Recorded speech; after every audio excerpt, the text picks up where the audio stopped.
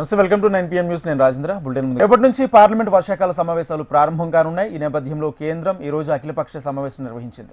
Parliamentary వ్యవహారాల మంత్రి కిరణ్ రిజిజు ఉభయ సభల్లో నేతలతో సమావేశమయ్యారు. ఈ భేటీకి కేంద్ర మంత్రి, రాజ్యసభ ప్రతిపక్ష నేత జేపీ నడ్డా అధ్యక్షత వహించారు. పహల్గామ్ ఉగ్రదాడి, బీహార్లో ఓటర్ల జాబితా సవరణ, ట్రంప్ కాల్పుల విరమణ వాదనలు వంటి అంశాలను ప్రతిపక్షాలు లేవనెత్తాయి. పార్లమెంట్ నియమావళి, సాంప్రదాయాలకు అనుగుణంగా సమావేశంలో అన్ని అంశాలను చర్చించేందుకు ప్రభుత్వం సిద్ధంగా ఉందని కేంద్ర మంత్రి కిరణ్ రిజిజు తెలిపారు. ఆపరేషన్ సింధూర్, భారత్ పాక్ కాల్పుల విరమణ విషయంలో అమెరికా అధ్యక్షుడు ట్రంప్ చేస్తున్న వాదనలపై, ప్రతిపక్షాలు లేవనెత్తే అంశాలపై తగిన విధంగా స్పందిస్తామన్నారు. పార్లమెంట్ సమావేశాలు సజావుగా సాగడంలో ప్రభుత్వం, ప్రతిపక్షాలు సమన్వయం అవసరమని పేర్కొన్నారు. ప్రభుత్వం ప్రవేశపెట్టనున్న బిల్లుల్లో జాతీయ క్రీడా పాలసీల బిల్లు, భూ సంపద స్థలాలు, భూ పరిరక్షణ మరియు నిర్వహణ బిల్లు, గనులు మరియు ఖనిజాల సవరణ బిల్లు, జాతీయ యాంటీ డోపింగ్ బిల్లు, మణిపూర్ వస్తు సేవల పన్ను బిల్లు, జన్ విశ్వాస్ బిల్లు, భారతీయ నిర్వహణ సంస్థల బిల్లు మరియు పన్ను చట్టాల బిల్లు ఉన్నాయి. అలాగే ఆదాయ పన్ను బిల్లు 2025ని కూడా ఈ సమావేశంలో ప్రవేశపెట్టనున్నారు.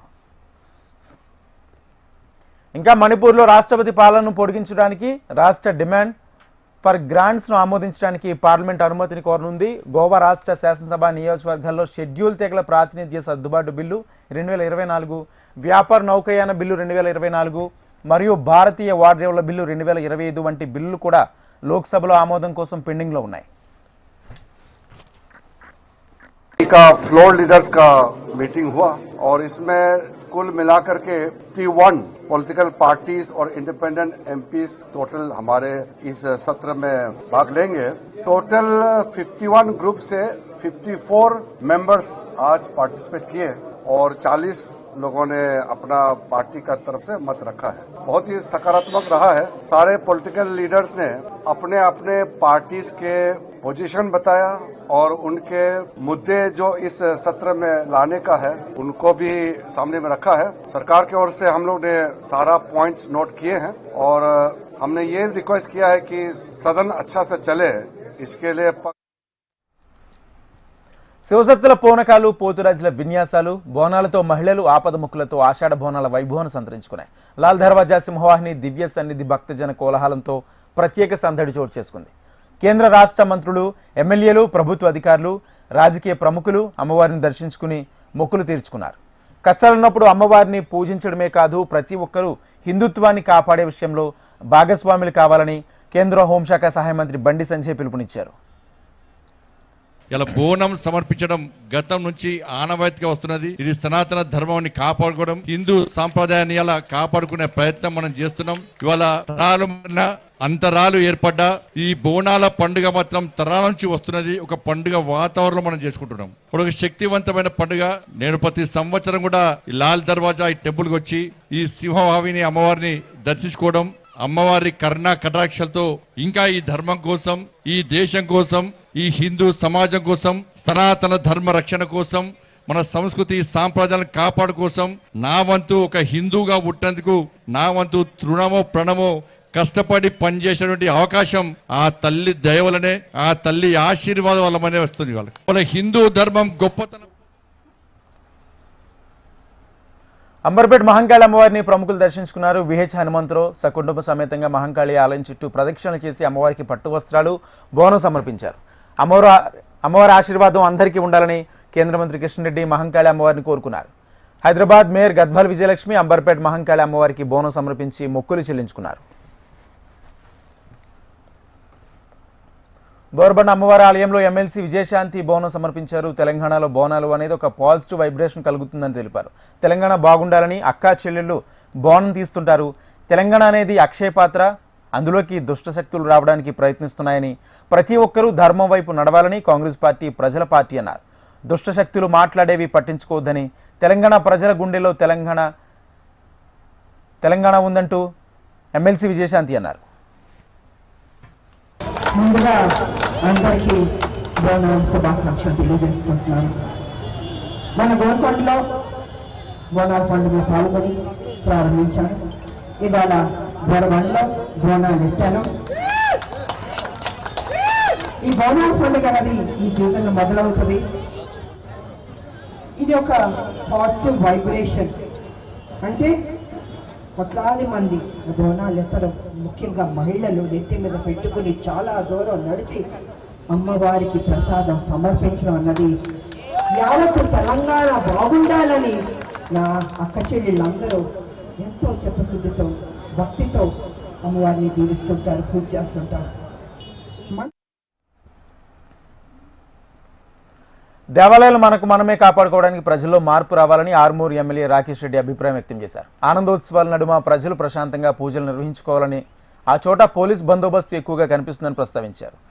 భవిష్యత్తులో ఇలాంటి పరిస్థితుల్లో మార్పు రావాల్సిన అవసరం ఉందన్నారు.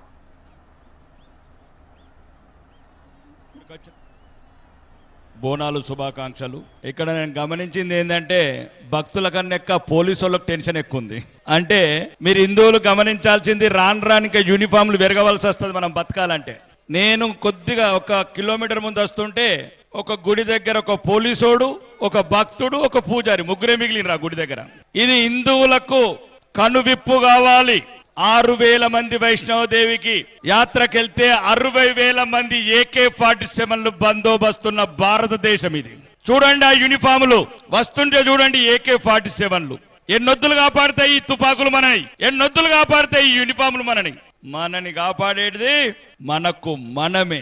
మనకు మనము, ఒకరికొకరు, హిందూ బాయి మాత్రమే. ఈ భయంకరమైన వాతావరణం పోవాలంటే ఇట్లాంటి ఉత్సవాలు జరుపుకోవాలి. ఇక్కడికి వచ్చిన భక్తులందరికీ బోనాలు శుభాకాంక్షలు. ఇక్కడ నేను గమనించింది ఏంటంటే భక్తుల కన్నా ఎక్కువ పోలీసు వాళ్ళకి టెన్షన్ ఎక్కువ ఉంది. లాల్ దర్వాజా సింహవాహిని అమ్మవారిని ఎమ్మెల్యే రాజాసింగ్ దర్శించుకున్నారు. పల్లెపల్లిన బోనాల పండుగ అంగరంగ వైభవంగా జరుగుతుందని ఆయన తెలియజేశారు. కేవలం తెలంగాణలోనే బోనాలు పండుగ జరుగుతుందని, మరెక్కడా కూడా బోనాలు జరగవన్నారు రాజాసింగ్. భారతదేశంలో ఉన్న యావత్ హిందూ బంధువులపైన అమ్మవారి ఆశీర్వాదం ఉండాలని కోరుకుంటున్నట్లు తెలిపారు. ప్రస్తుతం ఉన్న గవర్నమెంట్ సింహవాహిని అమ్మవారి ఆలయం ఇంకా అభివృద్ధి చేయాలని ఎమ్మెల్యే రాజాసింగ్ తెలిపారు. ఈ బోనాలు ఏ రాష్ట్రంలో కూడా కాదు, ప్రత్యేకంగా మన తెలంగాణలో అవుతుంది. ఈ బోనాలు పండగ చాలా వైభవంగా ప్రతి ఒక్క గ్రామంలో కానీ ప్రతి ఒక్క బస్తీలో కానీ చాలా పెద్ద ఎత్తున జరుగుతుంది. మన తెలంగాణ కాకుండా యావత్ ప్రపంచంలో ఉంటున్న మన తెలుగు వాళ్ళకి అందరికి కూడా బోనాలు శుభాకాంక్షలు. అదేవిధంగా సింహవాహిని ఈ గుడి ప్రాంగణంలో వచ్చి అమ్మవారి దర్శనం చేసుకున్న తర్వాత నేను అమ్మవారికి ఒకటి కోరుకున్నాను, యావత్ భారతదేశంలో ఉన్న ప్రతి ఒక్క హిందువుల పైన మీ ఆశీర్వాదం ఉండాలి. యావత్ భారతదేశంలో ఉన్న ప్రతి ఒక్క హిందువులు దేశం గురించి, ధర్మం గురించి, సమాజం గురించి పనిచేసి అట్లాంటి ఒక ఆశీర్వాదం ఇవ్వాలని అమ్మవారికి నేను దర్శనం చేసుకున్న తర్వాత ఇవాళ నేను కోరుకునేది. గాయకుడు రాహుల్ సిప్లిగంజ్కు తెలంగాణ ప్రభుత్వం ₹1 నజరానా ప్రకటించింది. ఎన్నికల ముందు రాహుల్ సిప్లిగంజ్కు 10 లక్షల ఆర్థిక సహాయం ప్రకటించిన రేవంత్ రెడ్డి కాంగ్రెస్ పార్టీ అధికారంలోకి వస్తే ₹1 ప్రోత్సాహకం అందిస్తామని తెలిపారు.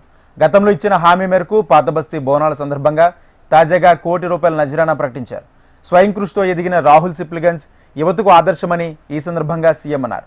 ఓల్డ్ సిటీ నుంచి ఆస్కార్ వరకు వెళ్లిన కుర్రాడంటూ రాహుల్ను గద్దరాబాద్లో ప్రధానోత్సవ వేడుకలో సీఎం రేవంత్ రెడ్డి కొనియాడారు. RRR సినిమాతో నాటు పాటతో ఆస్కార్ స్థాయి వరకు రాహుల్ ఎదిగారు. కాలేజ్ బుల్లోడా, వాస్తు బాగుందే, రంగారంగ రంగస్థలాన, నాటు వంటి సినిమా పాటలు, ఓనా రాహుల, బోనాలు, వినాయక చవితి తదితర స్పెషల్ సాంగ్స్తో రాహుల్ సిప్లిగంజ్ శ్రోతలను అలరించారు. రంగమార్తాండతో నటుడుగాను ఆకట్టుకున్నారు. అంటే నా పాట చూడు నాటు నాటు నాటు నాటు నాటు నాటు వీర నాటు నాటు నాటు నాటు నాటు నాటు నాటు ఊర నాటు పొలం గట్టు దుమ్ములోన పోట్ల గిత్త దూకినట్టు పొలే రమ్మ జాతరలో పోతరాజు ఊగినట్టు కిర్రు సెప్పులేసుకొని కర్ర సాము చేసినట్టు మర్రి సెట్టు నీడలోన కుర్ర గుంపు కూడినట్టు ఎర్ర జొన్న రొట్టెలోన మిరప తొక్కు కలిపినట్టు నా పాట చూడు నా పాట చూడు నా పాట చూడు నాటు నాటు నాటు నాటు నాటు నాటు వీర నాటు. Thank you so much. Step చేస్తారా ఎవరన్నా? బోనాల పండుగతో సంగారెడ్డి ప్రత్యేక శోభను సంతరించుకుంది. ఆషాఢ మాసంలో ఆఖరి ఆదివారం కావడంతో శక్తి స్వరూపిణి అమ్మవారిని ఆరాధించారు. కాంగ్రెస్ నేత జగ్గారెడ్డి సారథ్యంలో బోనాల పండుగ వైభవం సంతరించుకుంది. ప్రతి ఏటా ఆషాఢ మాసంలో బోనాలు సమర్పించి మొక్కులు తీర్చుకోవడం ఆనవాయితీగా వస్తుంది. ప్రత్యేక వాయిద్య కళాకారులతో ప్రదర్శన నిర్వహించారు. నృత్య కళాకారులు సంగారెడ్డిలో భారీ ప్రదర్శన చేశారు. జగ్గారెడ్డి స్వగృహంలో జోగిని నిశాక్రాంతి ప్రత్యేక పూజలు నిర్వహించారు. భారీ ప్రదర్శనలో ప్రత్యేక ఆకర్షణగా దుర్గామాత, కాళికాదేవి, ఎల్లమ్మ దేవత మూర్తులు భక్తుల్ని అలరింపజేశాయి. ఇక సాంస్కృతిక కార్యక్రమాలు యువతను ఉత్సాహింపబరిచాయి. ఇక మందుకు గంజాయికి అలవాటైన జీవితాలను ఆగం చేసుకోవద్దని కాంగ్రెస్ నాయకులు యువతులకు హితబోధ చేశారు. అన్ని కుల ప్రజలు బోనం ఎత్తుతారు, దుర్గమ్మ తల్లికి నైవేద్యం పెడతారు, అందరిని చల్లగా చూడమని కోరుతారు. అమ్మ తల్లి అందరిని మనం చల్లగా చూస్తుంది, ఇంకా చల్లగా చూడమని మనం అందరము కోరుతూనే ఉంటాం తల్లికి. మనం ఈ భూమి మీద ఉన్నంత కాలం మనం అందరం సుఖశాంతితో ఉండాలనే ఆ తల్లికి, దుర్గమ్మ తల్లికి బోనం ఎత్తుతాం మనం. నేను మీ అందరితోటి ప్రతి సంవత్సరం ఇట్లా ప్రతి పండుగ ప్రధానంగా ఈ ఆషాఢ మాసంలో మనము లాస్ట్ ఈరోజు ఆషాఢ ఆదివారం లాస్ట్ పెద్ద ఎత్తున ఊరంతా యువకులు, పెద్దలు, తల్లులు, మహిళలు అందరూ కూడా ఈరోజు పాల్గొంటారు. ఎవరి ద్వారా ఎక్కడి నుంచి ఎవరు వస్తారో కూడా తెలియదు. మొన్న పుట్టిన వాళ్ళు కూడా వచ్చారు. అమ్మ నాయన మంచిగా చూసుకోండి, మంచిగా చదువుకోండి. తాగుడు అలవాటు ఉన్న వాళ్ళకు వారానికి ఒకసారి 2 పెగ్గులు వేయండి రాకపోద్దు. ఎందుకంటే నేను ఒక పేషెంట్ చూసిన, తాగి లివర్ ఖరాబ్ అయింది. ఆ లివర్ వాళ్ళ అమ్మ నాయన ఎంత పరిశాలు అంటే, వాళ్ళ అమ్మ నాయన వాళ్ళు మధ్యతరి కుటుంబకులు, కొడుకు లివర్ ఖరాబ్ అయింది, ఆపరేషన్ చేయాలంటే 50 లక్షల రూపాయలు. అరే మనం తాగాలి ఎందుకు, లివర్ ఖరాబ్ చేసుకోవాలి ఎందుకు, అమ్మాయిని పరిశాన్ చేసుకునేందుకు రా. అర్థమైనా అందరికీ? గంజా ఎవరైనా గఫ్లత్ అలవాటు చేసుకుంటే బంద్ చేసేసి మంచిది కాదు. ఎందుకంటే గంజా తాగితే మీ నరాలు పనిచేయవురా, మీరు సంసారానికి పనికిరారు. ఎవరికైనా అలవాటు ఉందా గంజాయి? ఎవరికి అలవాటు లేదు కదరా. అరే అలవాటు లేదు, తొలగబోతాను.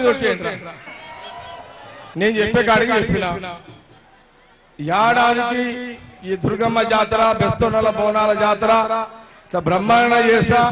మనం అందరం ఆట పాటలతో మరి నైవేద్యాన్ని ఎత్తుకొని మంచిగా మనము ఈ బోనాలు ఇట్లనే చేసుకుందాం, ఖుషిగా చేసుకుందాం, సంతోషంగా చేసుకుందాం. అన్ని కుల ప్రజలు బోనం ఎత్తుతారు, దుర్గమ్మ తల్లికి నైవేద్యం పెడతారు, అందరిని చల్లగా చూడమని కోరుతారు. అమ్మ భద్రాద్రి జిల్లా బూడిదిగడ్డ బస్తీలో శ్రీ మహంకాళి అమ్మవారిని దర్శించుకున్నారు ఎమ్మెల్యే కోనంనేని సాంబశివరావు. ప్రత్యేక పూజలు నిర్వహించారు. ప్రజలకు సుఖ సంతోషాలతో ఆయురారోగ్యాలతో ఉంచాలని అమ్మవారిని కోరారని తెలిపారు.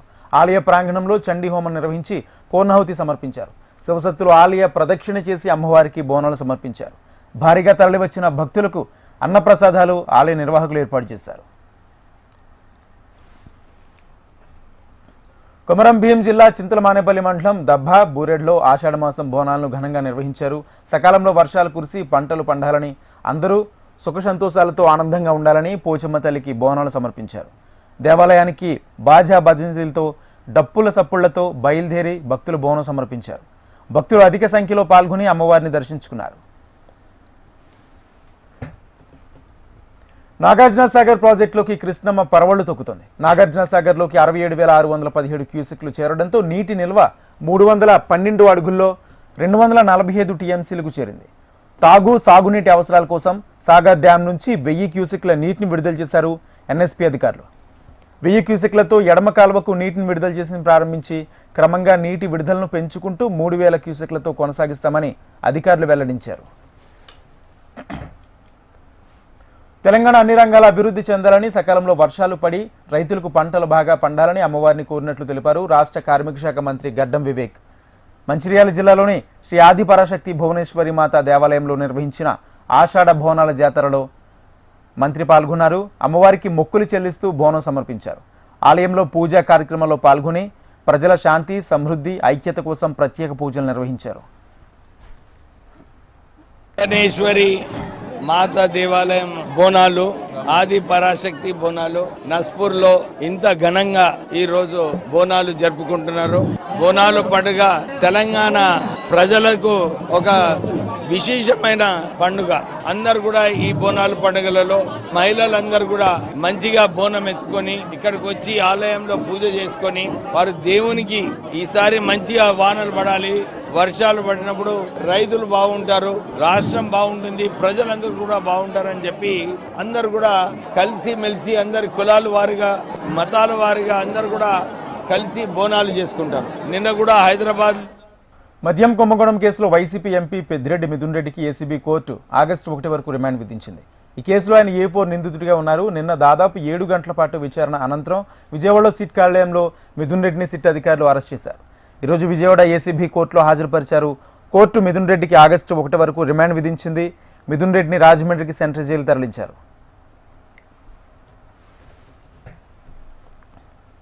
విజయవాడ ఏసీబీ కోర్టు వద్ద మిథున్ రెడ్డిని రాష్ట్ర కోఆర్డినేటర్ సజ్జల రామకృష్ణారెడ్డి పరామర్శించారు.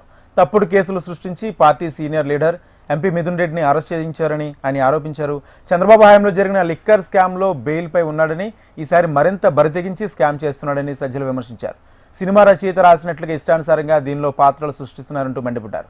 ప్రైవేట్ మద్యం షాపులను ప్రభుత్వంలోకి మారిస్తే స్కామ్ ఎలా అవుతుందని ప్రశ్నించారు. ఎన్ని కేసులు పెట్టినా ఎదుర్కొని పోరాడతామని రాష్ట్ర కోఆర్డినేటర్ సజ్జల రామకృష్ణారెడ్డి తెలిపారు.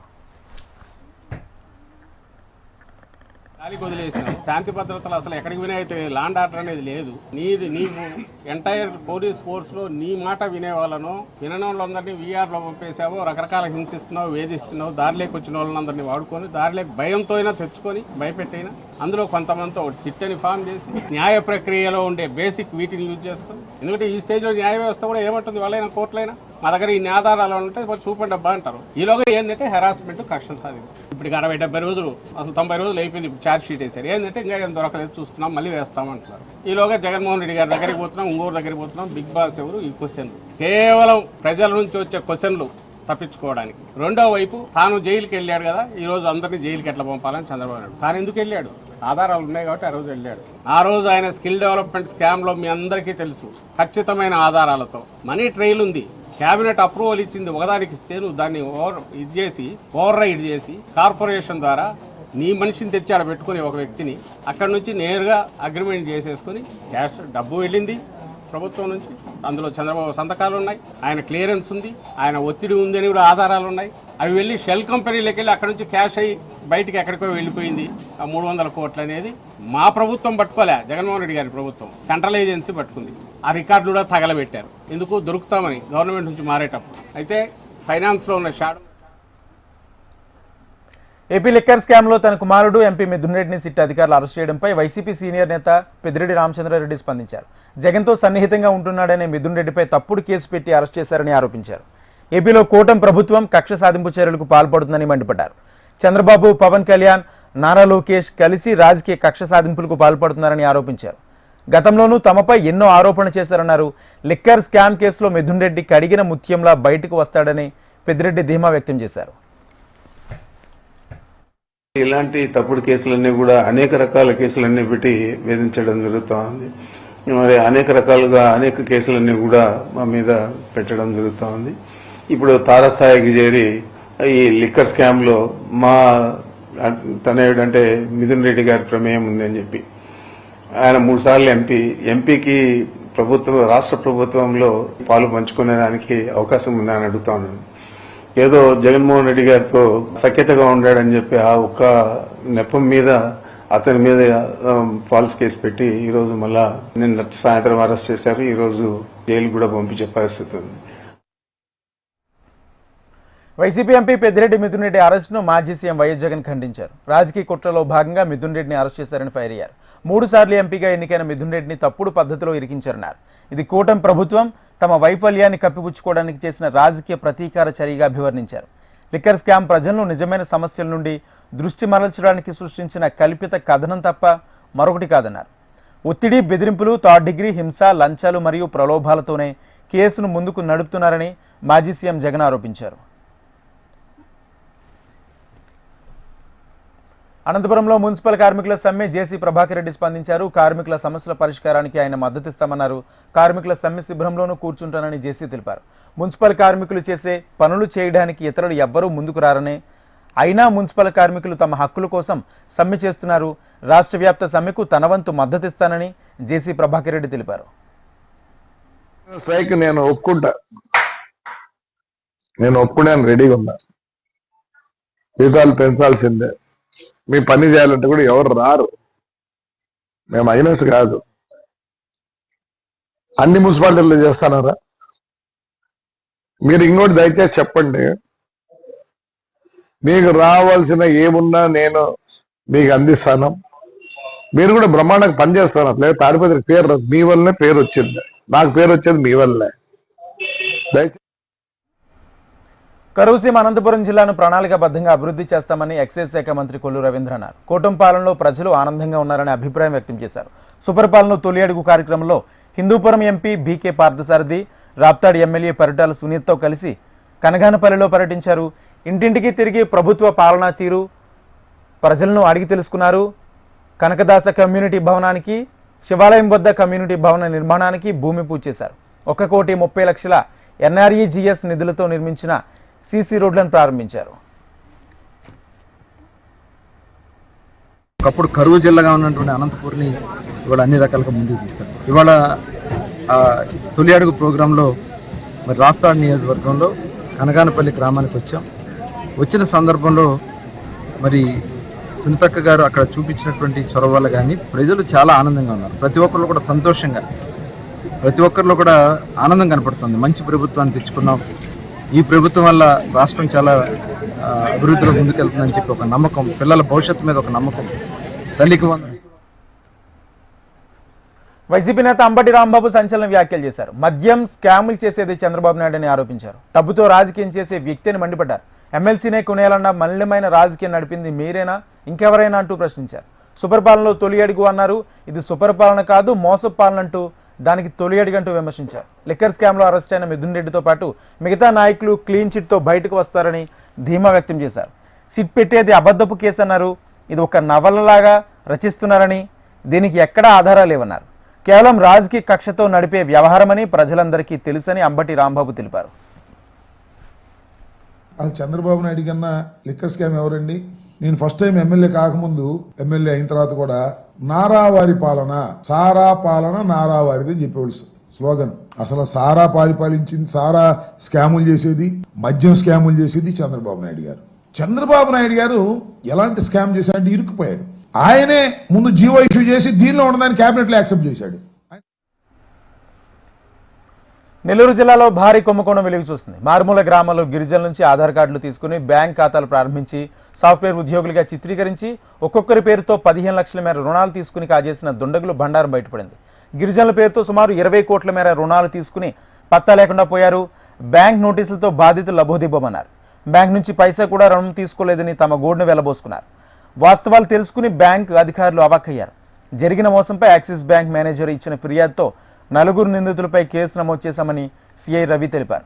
మోసపోయామని 56 మంది బాధితులు ముందుకొచ్చారని సిఐ రవి వివరించారు. ఈ కుంభకోణంలో బ్యాంక్ ఉద్యోగులను కూడా విచారిస్తామన్నారు. యాక్సిస్ బ్యాంక్ వారు చీటింగ్ కింద ముతుకూరు పోలీస్ స్టేషన్లో రిపోర్ట్ ఇవ్వడం జరిగింది. దాంట్లో సారాంశం ఏంటంటే 4 వ్యక్తులు కలిసి నెల్లూరు బ్రాంచ్లో, అదేవిధంగా ముతుకూరు బ్రాంచ్లో కొంతమంది 56 మందికి అకౌంట్స్ క్రియేట్ చేసేసి వాళ్ళకి మంత్లీ శాలరీ వేస్తూ ఆన్లైన్లోనే దాదాపు 9 కోట్ల చిల్లర లోన్లు యాక్సిస్ బ్యాంక్ వాళ్ళు శాంక్షన్ చేయడం. పాకిస్తాన్లో భారీ వర్షాలు కురుస్తున్నాయి. వర్షాల కారణంగా సంభవించిన పలు ప్రమాదాల్లో ఇప్పటి వరకు 203 మంది మృతి చెందారు. మరో 562 మందికి గాయాలయ్యాయి. వరదలతో రోడ్లు, భవనాలు ధ్వంసమయ్యాయి. వరద ప్రభావిత ప్రాంతాల్లో కొన్ని రోజుల పాటు చెరువులు, నదులు నీటి ప్రవాహాల్లో స్నానం, ఈత కొట్టడాన్ని పాక్ ప్రభుత్వం నిషేధించింది. బలూచిస్తాన్, సింధ్, ఇస్లామాబాద్ సహా పలు చోట్ల ఇవాళ రేపు వర్షాలు పడే అవకాశం ఉందని పాకిస్తాన్ వాతావరణ శాఖ తెలిపింది.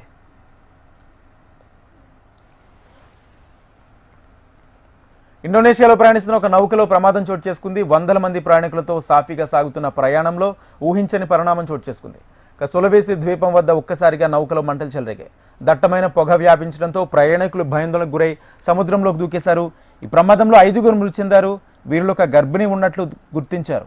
ప్రయాణిస్తున్న నౌకలో మంటలు చెలరేగడంతో అరుపులు, కేకలతో ప్రయాణికులు గగ్గోలు పెట్టారు. కొందరు సముద్రంలో దూకేగా మరికొందరు ఫెరీలోనే ఉండిపోయారు. ప్రమాద విషయం తెలుసుకున్న సహాయక బృందాలు రంగంలోకి దిగి 284 మంది ప్రయాణికులను ప్రాణాలతో కాపాడారు. పాకిస్తాన్కి ఊహించని ఎదురుదెబ్బ తగిలింది. ఇండియాతో జరగాల్సిన పాకిస్తాన్ మ్యాచ్ రద్దయింది. ప్రస్తుతం మాజీ క్రికెటర్లు అందరూ కలిసి వరల్డ్ ఛాంపియన్షిప్ ఆఫ్ లెజెండరీస్ అనే T20 టోర్నమెంట్లో పాల్గొంటున్న సంగతి తెలిసిందే. అయితే ఇందులో భాగంగా ఇవాళ పాకిస్తాన్ ఇండియా జట్టు మధ్య మ్యాచ్ జరగాల్సి ఉంది. అయితే చివరి క్షణంలో ఇండియా పాకిస్తాన్ మ్యాచ్ రద్దయింది. రెండు దేశాల మధ్య ఇటీవల కాలంలో యుద్ధ వాతావరణం నెలకొన్న సంగతి తెలిసిందే. పాకిస్తాన్ జట్టుతో అసలు క్రికెట్ ఆడకూడదని చాలామంది అభిమానులు, ప్రతిపక్షాల నుంచి చాలా డిమాండ్లు వచ్చాయి. అయితే ఇలాంటి నేపథ్యంలోనే WCL వరల్డ్ మేనేజ్మెంట్ మ్యాచ్ రద్దు చేసింది. ఇటీవల ఇరు దేశాల మధ్య హాకీ, వాలీబాల్ మ్యాచ్లు జరగడంతో వరల్డ్ ఛాంపియన్షిప్ ఆఫ్ లెజెండ్స్తో కూడా ప్లాన్ చేశామని యాజమాన్యం పేర్కొంది. కానీ ఇండియన్స్ ఫీలింగ్స్ హర్ట్ చేసినందుకు క్షమించిందంటూ టోర్నీ మేనేజ్మెంట్ కీలక ప్రకటన చేసింది. అటు ఇప్పటికే టీమిండియా మాజీ క్రికెటర్లు ధావన్, హర్భజన్ సింగ్, రైనా తదితరుల క్రికెటర్ల మ్యాచ్లను బాయ్కాట్ చేశారు.